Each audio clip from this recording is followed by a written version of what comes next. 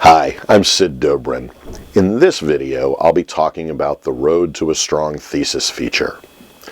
The Road to a Strong Thesis feature walks us through what might have been Alexandra Barghout's process for developing a strong thesis for her response essay, Response to Education Lost in the Mix.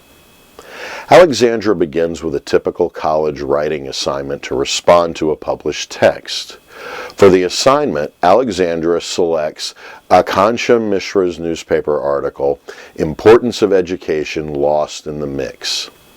It is likely, of course, that Alexandra had several responses to the article, as we all tend to muster our immediate responses to things we read in groups. But given that Alexandra's purpose was grounded in a class assignment, she needed to develop a single thesis to work from. But she could easily identify her purpose as needing to write a response to Mishra's article. In her first thoughts about the article, Alexandra realizes that she finds the article to be inaccurate and that what Mishra says about college funding is not reflective of what she and her friends talk about in terms of college funding.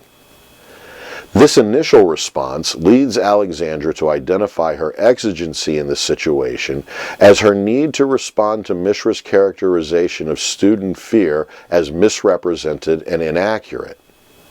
When I teach this portion of Alexandra's Road to a Strong Thesis, I try to emphasize for students the importance of initial responses to text we read. Alexandra's first response may not be the encompassing response and may not completely fulfill her purpose, but it does initiate her process for developing a thesis. I find this a crucial distinction to make for students in terms of writing to respond. Once Alexandra has established this need, she realizes she can't just say that Mishra is wrong. She has to prove it, offer evidence. Thus, Alexandra turns to research about the situation, learning what she can about the situation and the accuracy of Mishra's claims, discovering that there is, in fact, evidence to counter Mishra's claims.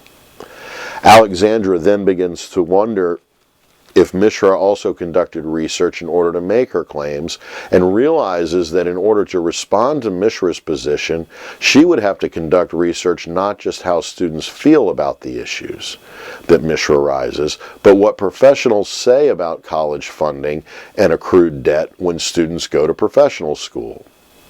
What Alexandra's Road to a Strong Thesis shows, then, is that Alexandra can't reach a strong thesis until she conducts the research she needs to conduct in order to confirm her suspicions about Mishra's claims, and until the research gives Alexandra a clearer understanding of the situation and the professional input in the situation.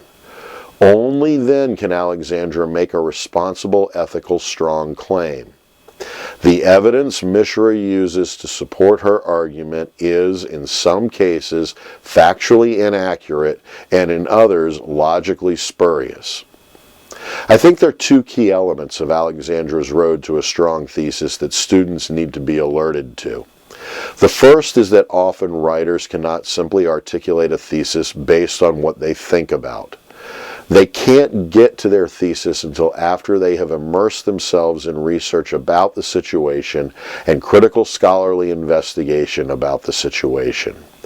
That is to say, even though the Road to a Strong Thesis feature appears concise and is depicted on a single page, the process itself may require a much longer, much more complex road to follow. Second, Alexandra's Road to a Strong Thesis clearly shows that when writing to respond, a writer's initial responses may be valuable, but those initial responses can't be both the starting point and the terminal point in thinking about the response. Initial responses are useful to ignite the process, but the process itself requires a good deal of rigorous thought. Thus, when teaching writing to respond, I find it useful to ask students to actually write out their own map from the ideas they have until they get to a thesis. Keep in mind that the Road to a Strong Thesis feature can be taught independently, but it seems to work best when teaching the Map Your Situation feature at the same time.